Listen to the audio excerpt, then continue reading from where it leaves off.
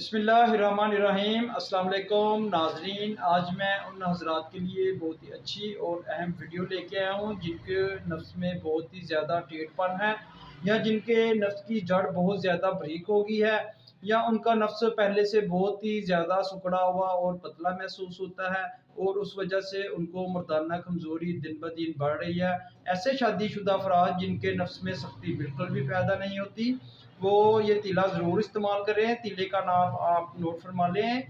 Ashraf herbal laboratories का आपने तीला लेना है शबाब, तीला शबाब ख़ास अल ख़ास। ये आपको किसी भी पंसार स्टोर से बआसानी मिल जाएगा। इसके इस्तेमाल से ही शानदार किस्म का आपको रिज़ल्ट मिलेगा। अल्लाह पाक तमाम भाइयों को शिफ़ा अता फ़रमाए। सलामत रहें, आबाद रहें, फ़ी अमान अल्लाह।